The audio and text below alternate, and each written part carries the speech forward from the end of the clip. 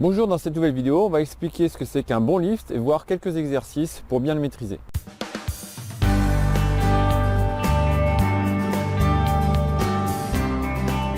Salut, c'est Fab de progressivtis.com, donc ancien zéro pendant 5 ans, moniteur de tennis depuis 1992. Alors aujourd'hui, le thème de la séance d'aujourd'hui, ça va être donc voir comment on peut faire un V-lift, quels sont les points importants donc à appliquer et à respecter, et comment pouvoir le travailler tout seul, sur un terrain tranquillement. Alors, donc pour bien comprendre ce que c'est qu'un lift, en fait, le lift c'est gratter la balle de bas en haut. Donc pour ça, il va falloir creuser un petit peu son geste, avoir un geste un petit peu plus vertical. Donc il y a ce qu'on appelle la mise à niveau, c'est-à-dire à la fin de la préparation, la raquette va descendre un petit peu sous la main et surtout sous l'endroit où on va frapper la balle. Alors pour visualiser, donc on va utiliser juste une petite tige métallique, donc avec un petit trou de poussette, je crois bien que c'était. Donc l'endroit de la frappe, il va être ici. Il faut donc passer dessous, venir gratter de bas en haut, là, comme ça, pour faire tourner la roue ici, et donc finir un petit peu, enfin accompagner du moins un petit peu plus haut. Donc pour ça, le point crucial, c'est d'avoir un plan de frappe avancé. C'est-à-dire de la balle, il ne faut pas la taper à côté de soi, devant sa jambe avant, ou même avec pire entre les deux jambes. Il faut vraiment être en avant. Pourquoi? C'est pour laisser de la place pour pouvoir descendre et remonter. Avoir le temps et surtout l'espace de faire cette cuvette ici et ensuite remonter.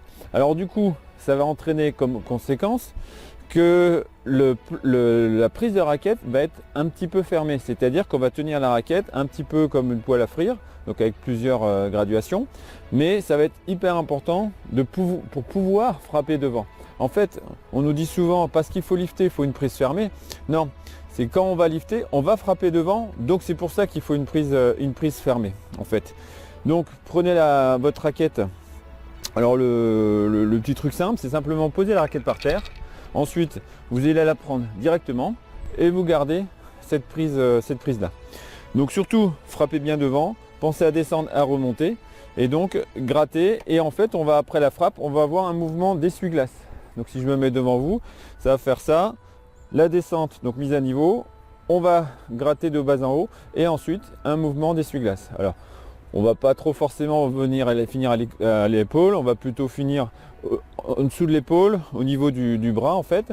Et suivant ce qu'on veut faire, si on veut faire une petite balle courte croisée, on va finir carrément presque à la hanche dans un cas extrême. Voilà. Bon, en tout cas, ce qui est important, c'est ce mouvement d'essuie-glace et de grattage au moment de la frappe. Alors qu'est-ce qu'on peut faire pour le sentir? Alors là je vais vous proposer plusieurs exercices. En fait vous mettez à peu près à 50 cm du grillage par exemple, ça peut être du filet, et vous allez faire ce mouvement, descente, remontée, essuie-glace le long du grillage. Descente, remontée, essuie-glace. Voilà. Descente, remontée, essuie-glace. Alors pour essayer de sentir ça, on peut utiliser un Swiss ball. Donc c'est un gros ballon là de gym. Et ce que vous pouvez faire, c'est donc passer près du sol ici et frotter pour faire remonter la balle. Donc vraiment aller de bas en haut. De bas en haut. Hop. Voilà. En prenant bien devant soi. C'est-à-dire là j'ai bien ma balle qui est en avant de moi. Elle n'est pas entre mes jambes ici. Là si je fais ça, c'est plus possible de pousser correctement. Et donc en essayant d'être toujours devant. Voilà.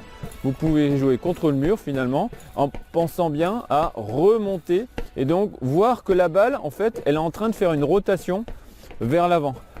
Donc vous l'embarquez avec votre raquette pour qu'elle se mette à tourner vers l'avant en fait, sur un axe horizontal. Donc l'axe est comme ça, ce qui fait que la balle, enfin le Swiss ball, va se mettre à tourner dans ce sens-là. Alors autre exercice qu'on peut faire, c'est avec un cerceau. On a tous peut-être vu déjà ce jeu où il faut faire rouler un cerceau peut-être avec un bâton. Ben là on peut le faire en fait avec une raquette.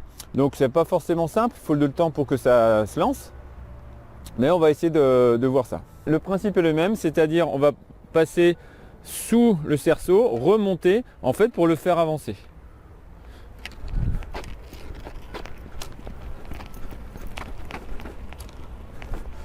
Donc on peut le diriger pour tourner un petit peu. Voilà, je vais le faire en me rapprochant. Donc cette fois-ci, on fait tourner donc le cerceau vers l'avant avec sa raquette. Maintenant exercice avec la balle, on va se placer près du filet et donc on va se poser la balle en avant de soi, c'est-à-dire le bras il n'est pas dans l'axe de la jambe, il est à 45 degrés vers l'avant.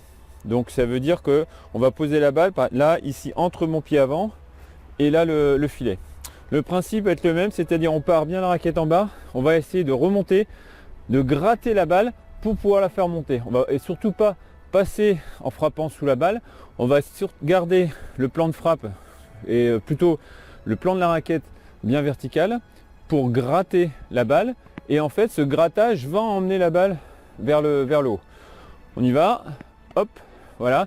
Surtout, je fais attention de ne pas prendre la balle dessous. Je frappe la balle bien en arrière. Maintenant on va se mettre un petit peu plus loin du filet. Alors vous avez la chaise d'arbitre là qui est par là ici, vous la voyez.